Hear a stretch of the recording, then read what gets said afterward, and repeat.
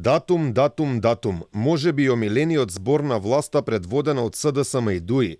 Првиот датум за старт на преговори со Европската Унија, кој го видоа само функционерите, го добивме на 26 јуни 2018-та, само 11 дена по парафот на Преспанскиот договор.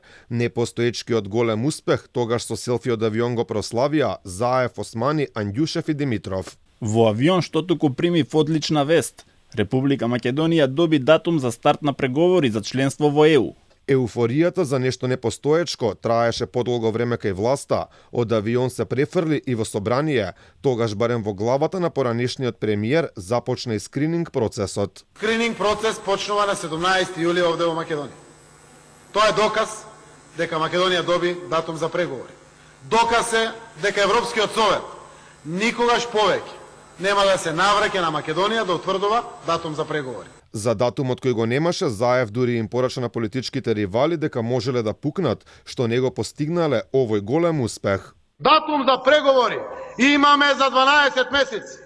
А вие може да пукнете ако сакате што не го решивте ова прашање. Датумот кој според власта го добивме во 2018-та го снема, ама дојде нов датум кој го немаше сега во 2019-та, а тогаш Заев непостоечкиот европски успех си го искористи и во предизборна кампања. Прво во Шуторизери да споделам и убавата вест.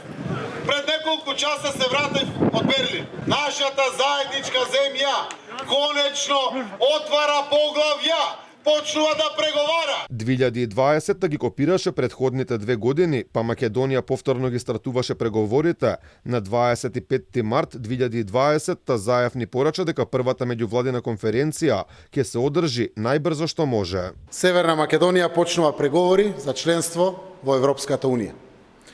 Историската грешка е исправена, нема веќе никакви пречки, ниту услови. Првата меѓувладина конференција ќе се одржи најбрзо што може. По трите еуфорични години следуваше и депресивната за власта 2021. Датумот го снема, причината првото бугарско вето.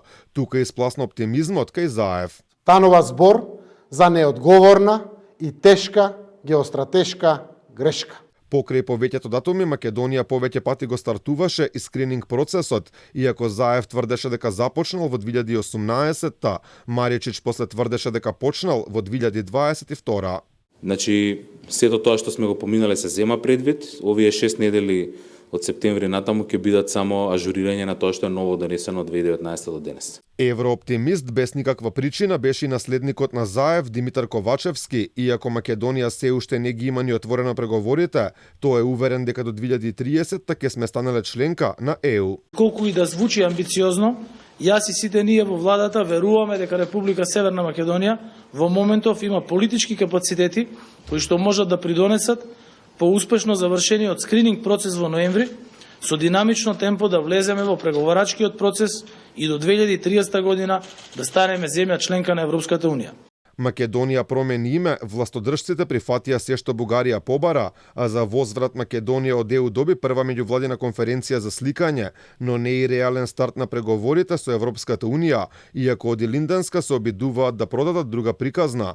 Добивме пораки од голем број европски политичари дека ако сакаме да напредуваме кон ЕУ, мораме многу повеќе да работиме на домашните проблеми, како борбата со корупцијата, економијата и условите во правосудството. И по 7 години власт на СДСМ и ДУИ, Македонија се уште не го доби толку нејавуваниот датум за старт на преговори со Европската Унија.